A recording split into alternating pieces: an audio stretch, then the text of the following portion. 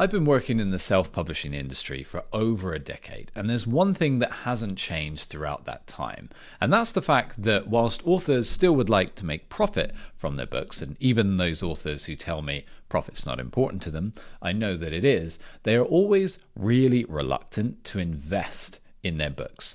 And publishing is a business. Self-publishing is a business, just like any other. And the truth is, if you don't invest in your product, which of course is your book, then you're not going to see the results that you would like. Even if profit is not important to you, you still have to invest in certain services in order to create the book that you want. A lot of authors sometimes say, well, I don't want to spend too much on my book. And it's really a backwards way of thinking about this. Without investing in your book, then it will never have the potential success that you're hoping to see. The other way I think authors should look at this differently is that you've invested years potentially in writing the book. And if you were to take all that time that you had invested and instead you'd spent that time working on an hourly basis, the amount of money that you have invested, in effect, and the amount of time that you have invested would be enormous. So why at the very end would you sell yourself short and not do your book the justice that it deserves? Whilst we all might think of writing as a creative process, the truth is that underlying it all is a business. And it's important that we approach it from a business perspective, just like any form of creative work. Of course, making video games is creative, blockbuster movies are creative, even making these YouTube videos are creative. But at the end of the day, there has to be some money generated in order to keep doing the thing that you love. And this is something that often confuses me when it comes to authors, where they don't want to invest in what is actually a product, their book, because without that investment, it doesn't have a hope of becoming a business for you and something that you would do day in and day out. I often say to people is to compare it to something else. So if you were building a house, you wouldn't cheap it out because ultimately you plan to live in the house. Or if you're launching a restaurant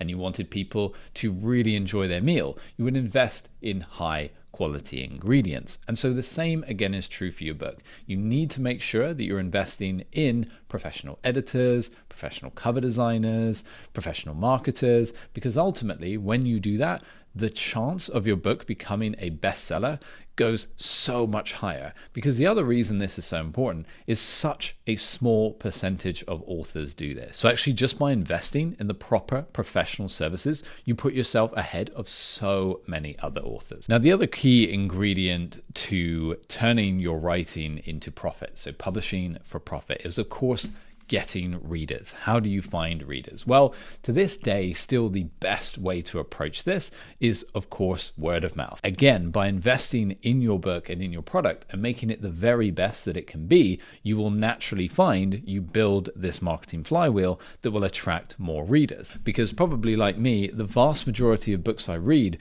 are not where I saw an advert. It's where somebody else recommended that book to me because they've already read it and they've said, wow, this was amazing. I enjoyed it so much. You should definitely read this book. That is the social proof I need to pay the money and ultimately, more than anything, invest the time in reading that book. Because a lot of people think about, well, someone has to spend £10, £12 buying the book. It's actually more about the time that someone will invest reading your book. Then, of course, there are all the other ways of getting readers for your book. Of course, social media, email lists, and things like that. And I would very much think of social media as the top of funnel. So this is where you are getting maximum visibility, like we do with these YouTube videos. And then, of course, we get people to sign up for our email list and then go deeper into the process that way. Finally, in terms of attracting more readers, the way to think about it is that Amazon is your biggest sales page.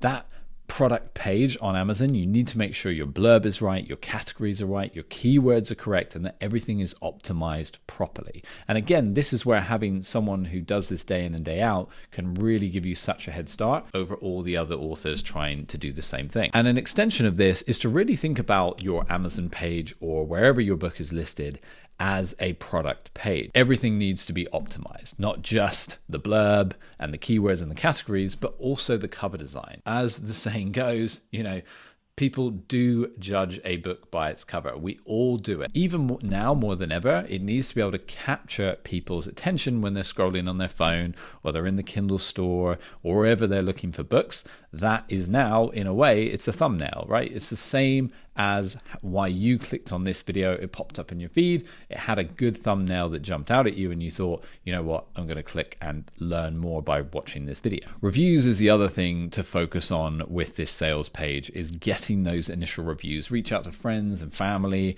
and make sure that you populate it with as much social proof as possible. The books that we really see that do well, they have these initial seed group of reviewers, and that again just gives the social proof. So when the book first launches, people come on, they see the good reviews, and of course it makes them so much more likely to actually purchase that book. Then from a practical standpoint as well, you want to start with a lower price. Think about any new product that launches onto the market. They don't start at the very, very top end charging the most amount of money possible. They need to get initial people using their products, using their services. So sometimes they start completely free. I'm not suggesting that you do that, but you want to start on the lower end of things. And then as your book is selling, as you are getting reviews, then of course you can raise your price, and you can keep raising your price until you hit this resistance point and people stop buying your book. So that's probably the indicator that you need to drop it back down. And again, you can look at other books in a similar area and figure out where you should be launching your book. And that's another area where having a professional can help, because you need to get that pricing right when you first launch. Start too high, you're not going to get sales. Start too low, people will think, well, that's very cheap. Is this book any good? The money as well for any product or service, and if we're talking specifically here about books, is in re-engaging your readers. It's hard work if every time you have to reach out and get new readers. The best way and the most profitable way to self-publish is, of course, to create a series or have multiple books. And the way you want to do this is to re-engage your readers. So again, you can do this through social media or, of course, through an email list. But however you do it, it's more important, arguably, than going out and finding new people all the time. Just have your core fans. And there is a fantastic blog post on this by Kevin Kelly, which is called 1,000 True Fans. And he talks about this concept of making sure that you have these 1,000 people, that whatever it is you put out there, that they will buy it, enjoy it, review it, etc. And that's really the fundamental principle you need to turn your self-publishing journey into something profitable. On top of this, you are a writer. You're not an editor, you're not a cover designer, a formatter, or a book publishing professional that knows the latest metadata techniques to make sure your book gets seen on various sales platforms. Anybody who achieves success with anything, whatever they do, but if we're talking specifically here about publishing, it's because they have a team, and you need to make sure that you have the very best people on your team to get the result you want, which will be a successful book. And even if we put profit aside, because I know a lot of authors say, well, I want to share my story with the world. And as a side note, the authors that do the best and whose books perform the best that we publish are always those where their main motivating factor is, I want to share this story with the world because I think it's important, or because I think it can really help someone, or they have a really clear understanding of who their book will entertain or who it will help. On this note, something that we see a lot, and I made a video about this a little while ago, is that when people try and do it themselves, they fail and they don't get the results they want. So inevitably, they then have to republish the book. And quite a lot of our work is republishing books where an author tried it, they went it alone, and it didn't quite go to plan, and now they say, look, I want professional help because I want to do this book justice and I want to reach readers who will enjoy it. The other scenario that we see a lot is where people have had a publisher and maybe they chose a cheap publisher. They went with a cheap option, cheap editor, cheap cover designer, and now, again, they are republishing because, again, they didn't see the results that they want. The best way to think about this is you can spend your money twice, or you could just spend and make a good investment the first time, and your book will perform so much better if you follow that strategy. Publishing for profit is completely achievable, and turning your writing into